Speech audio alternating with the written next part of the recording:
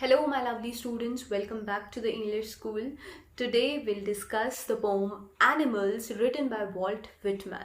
It is in your 10th class NCERT First Flight. So, before we start, I want to share something with you. So, now your exams are approaching clearly. आपके exams आने वाले हैं. So, how do you prepare? I'm going to link down below the book that I use. You can click on the link and you can buy it online, or you can just refer to it. It's a very good book. It has summaries of all the chapters in it, and it has important question and answers, word meanings, everything. Okay, so it's truly a good book. Now let's talk about the poem. Have you ever felt कि animal life जो है वो human life से better है? यहाँ पर poet Walt Whitman यही चीज़ बोल रहे हैं कि animal life is much better than human life. Why is he saying that? See, do you think animals are greedy? Do you think they want more and more and more in life like we humans do? We are never satisfied. So that is one point that he makes. There are many other points that he's talking about in the poem. For that, let's quickly start the poem. And in this video, you will find detailed line by line explanation of the poem, and you will also find difficult word meanings discussed, and we'll also discuss the poetic devices in the end as always. So let's quickly begin with the explanation. Stanza 1. I think I could turn and live with animals. They are so placid and self-contained. I stand and look at them long and long. तो यहाँ पर poet कह रहे हैं कि अगर मुझे मौका मिलता है तो I can go and live with animals. I would leave the human world and I want to go and live with animals. Why is he saying that? Because they are so placid and self contained. Placid means quiet and calm. तो poet जो हैं वो impressed हैं animals के calmness से, कि वो कितने काम हैं, वो अपनी लाइफ में कितने हैप्पी हैं, सेटिस्फाइड हैं, और इतनी सिंपल लाइफ वो जीते हैं without complaining. Self contained means they are self satisfied. Okay, they don't look for more and more in life. I stand and look at them long and long. तो poet कह रहे हैं कि मैं खड़ा होता हूँ और उनकी लाइफ को जब मैं देखता हूँ फॉर अ लॉन्ग टाइम. तो यहाँ पर दो लॉन्ग हैं और दोनों लॉन्ग का डिफरेंट मीनिंग हम देख सकते हैं. फर्स्ट लॉन्ग इज़ कि बहुत लंबे टाइम तक मैं उन्हें ऑब्जर्व करता हूँ and then I long. Longing means to want something, wanting something.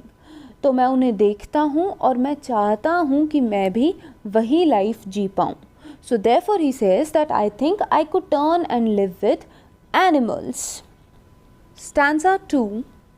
They do not sweat and whine about their condition. They do not lie awake in the dark and weep for their sins.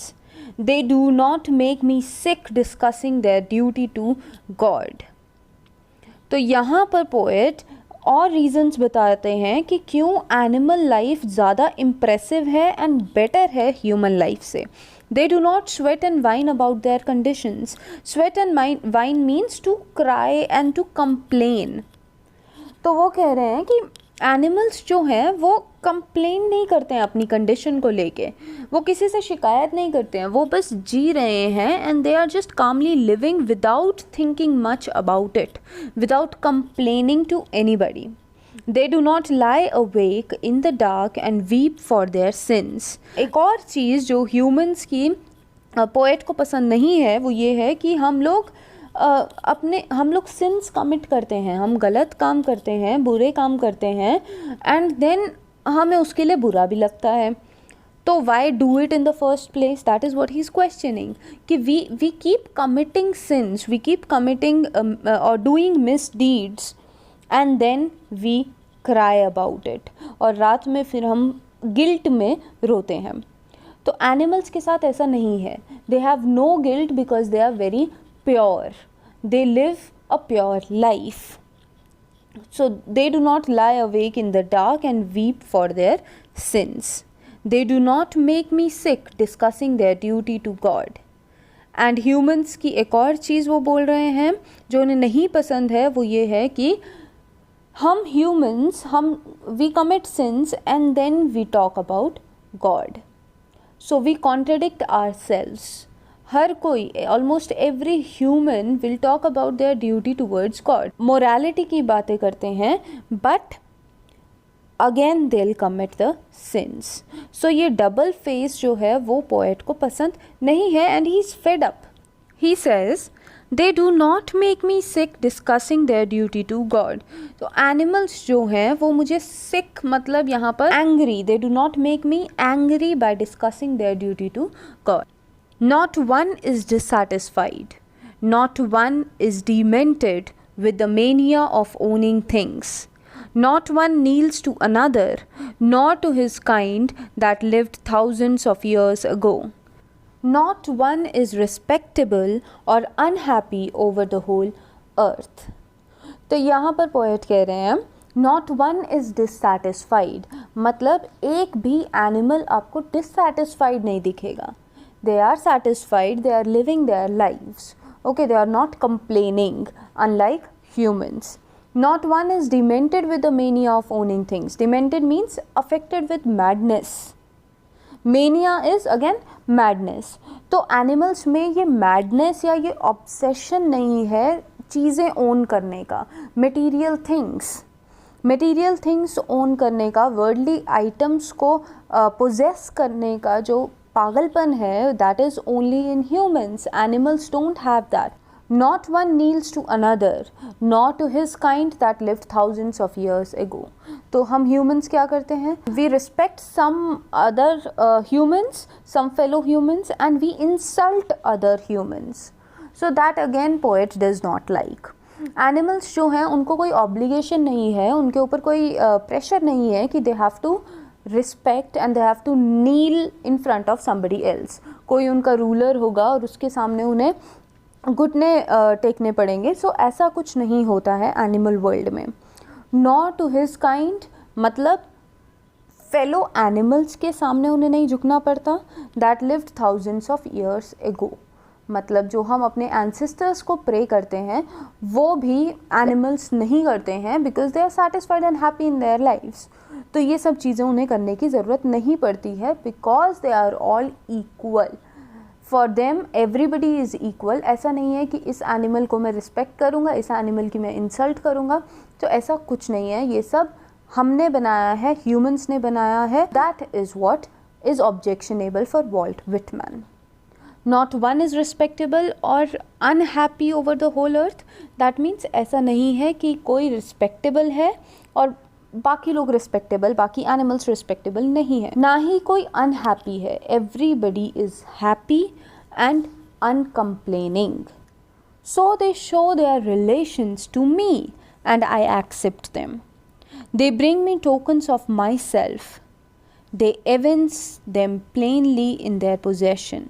I wonder where they get those tokens. Did I pass that way huge times ago and negligently drop them?